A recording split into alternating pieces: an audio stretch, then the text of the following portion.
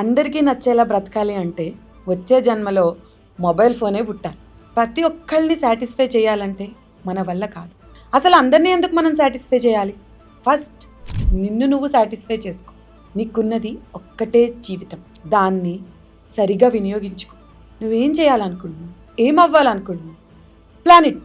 Take a pen and paper, write it. నీ కలలేంటి, ఆశలేంటి, ఆశయాలేంటి, కోరికలేంటి అన్నీ రాసుకో ఒక్కొక్కటి.